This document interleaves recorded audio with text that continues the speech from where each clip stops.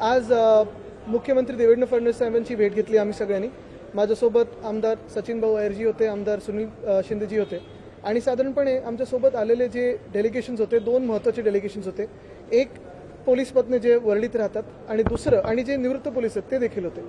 आणि दुसरं म्हणजे साधारणपणे ज्या गृहनिर्माण संस्था आहेत ज्यांना एक पॉलिसी महत्त्वाची, दोन विषयांवर प्रामुख्याने चर्चा झाली।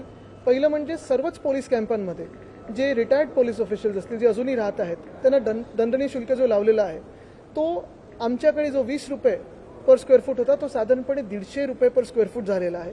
आमची विनंती हीच राहिलेली आहे की एक भूमिका घेऊन याच्यात हा परत एकदा जो शुल्क लावलेला आहे तो स्थगित करावा किंवा पुन्हा एकदा जो आधीचा होता त्याच्यावर आणावा, कारण हा शुल्क कोणालाही परवडत नाही, हा दंड कोणालाही परवडत नाही। अनेक पोलीस परिवार असे आहेत जे तिथे 2 पिढ्या 3 पिढ्या महाराष्ट्राची मुंबईची सेवा केलेली आहे। साधारणपणे मुंबई पोलिसात ते कार्यरत राहिलेले आहेत आणि त्यांच्यासाठी हा दंडनीय शुल्क जो आहे तो जास्ती आहे, तो कुठे ना कुठेतरी कमी व्हावा।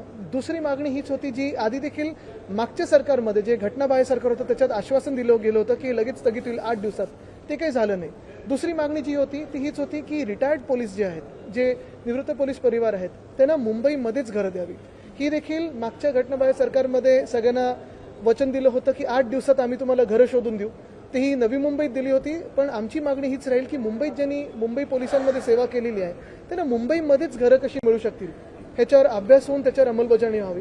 आणि तिसरी गोष्ट म्हणजे आम्ही ही विनंती केली की अनेक आता जसं आपण पाहतोय कुर्ल्यामध्ये असेल, नायगावमध्ये आहे, वरळीत आहे, माहीममध्ये आहे, मरोळमध्ये आहे, पोलीस इमारती ज्या आहेत काही दुरुस्तीला आलेल्या आहेत, काही आपण पाहतो नवीन बांधण्याचे आता प्रस्ताव आमच्या सरकारमध्ये होते। 600 कोटी आमच्या काळातल्या अर्थसंकल्पात आम्ही तरतूद केली होती, ते पुन्हा एकदा रिवाईव्ह करून प्रस्ताव तिथे नवीन पोलीस इमारती हो, जेणेकरून इन सर्व्हिस जे आपले पोलीस अधिकारी आहेत त्यांना सर्व्हिस क्वार्टर्स ह्या मुंबईभरात नवीन मिळू शकतील।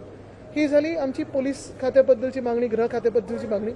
दुसरी मागणी ही होती आणि विनंती ही होती की आमच्याच सरकारच्या काळी आपल्याला आठवत असेल एका हायकोर्ट सुप्रीम कोर्टच्या ऑर्डरच्या अनुषंगाने आम्ही सर्वांसाठी पाणी ही योजना आणली होती। सर्वांसाठी पाणी म्हणजे कुठचीही गृहनिर्माण संस्था असतील, झोपडपट्टी असतील, या सगळ्या ज्या काही आपले हाऊसिंग सोसायटीज असतील त्यांचं लीगल स्टेटस न पाहता त्यांना पाणी देणं हा त्यांचा अधिकार आहे, हक्क आहे पाणी मिळणं आणि सरकारचं कर्तव्य आहे। ही पॉलिसी आम्ही आणली होती पण मागच्या घटनाबाह्य सरकारने ती स्थगित केली होती।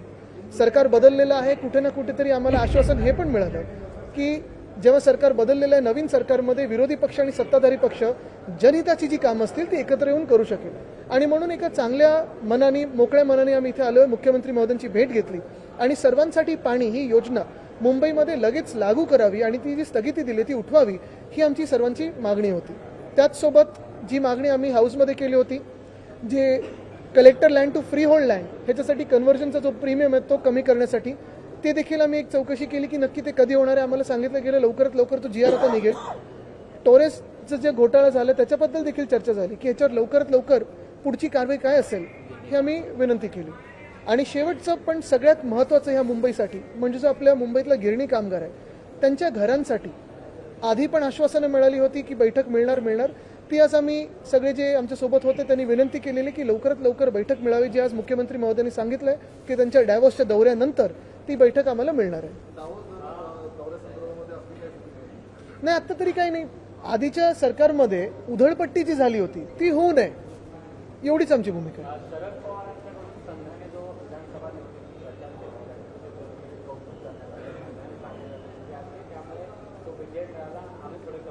मला वाटतं आत्ताचं महत्त्वाचं म्हणजे आजचे आमचे 2 विषय जे आहेत, गृह खात्यात पोलीस पत्नी ज्या अनेक वर्ष मागणी करत आहेत की दंडशुल्क कमी करावं, त्याच्यावर मुख्यमंत्री महोदयांकडून आम्हाला तेवढी एक भूमिका अपेक्षित आहे। तसंच जे रिटायर्ड पोलीस आहेत त्यांना मुंबईत घरं मिळतील ही देखील आम्हाला अपेक्षा आहे।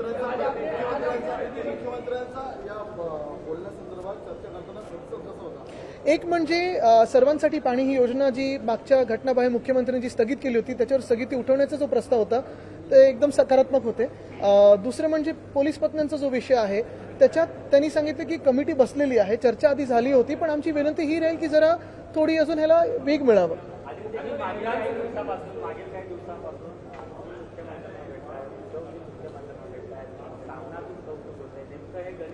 बघा तुम्हाला एक सांगतो, ह्याच्यात जास्ती काही गुपित असं नाहीये।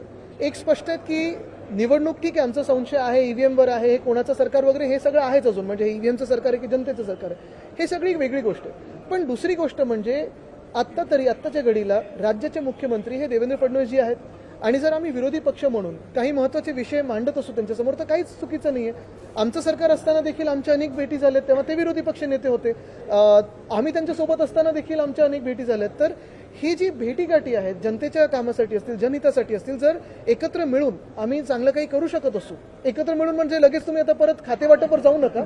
माझं म्हणणं एवढंच आहे की विरोधी पक्ष आणि सत्ताधारी पक्ष म्हणून तर वाईट काय. जसं मध्ये एक मी पत्र लिहिलं होतं की मुंबईत आणि सर्वच शहरांमध्ये आपण पाहतोय आता राजकीय होर्डिंग बघून मळमळायला लागलेलं आहे. अगदी म्हणजे कोणाचं काही छोटं काही असलं तरी 10-12 फुटाचे होर्डिंग लागायला लागलेत. कुठे ना कुठेतरी जर त्यांनी पहिलं पाऊल टाकलं मुख्यमंत्री महोदय म्हणून, आम्ही पण पाऊल त्यांचं मॅच करू.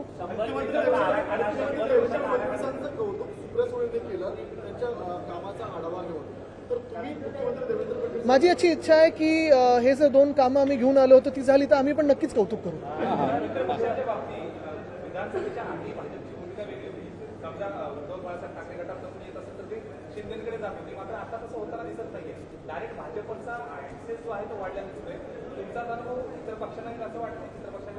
मी आता या 2 विषयांवर बोलेन, तुम्हाला बाकीची हेडलाईन नाही मिळणार.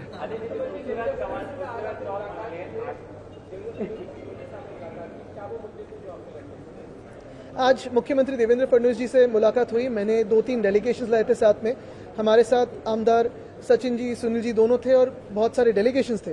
2-3 जो विषय है प्रमुख विषय तो यही था कि जो हमारी पुलिस पत्नियां हैं और रिटायर्ड पुलिस ऑफिशियल्स हैं उनके काफ़ी सारे विषय थे.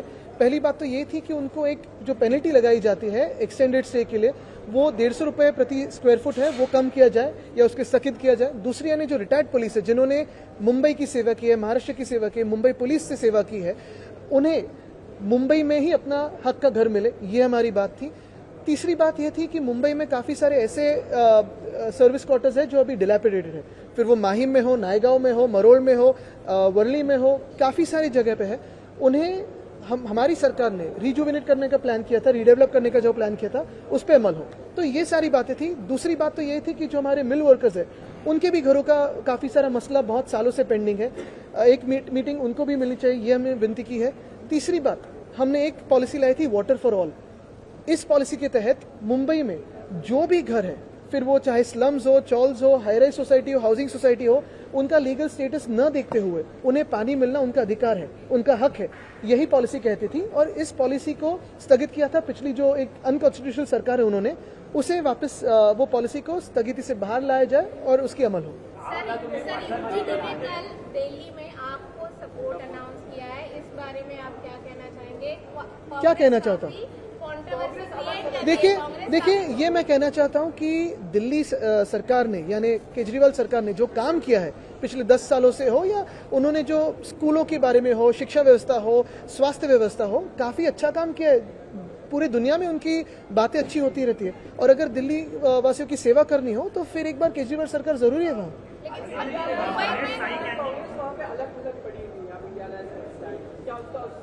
इंडिया अलायंस में केजरीवाल साहब भी है, ममता दीदी भी है, हम भी है, सारे लोग हैं.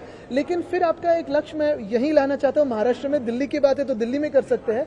ये जो विषय है खास करके वाटर फॉर ऑल, ये काफी इंपॉर्टेंट है. धन्यवाद. लोकशाही मराठी ऐका, पहा, जागरूक रहा.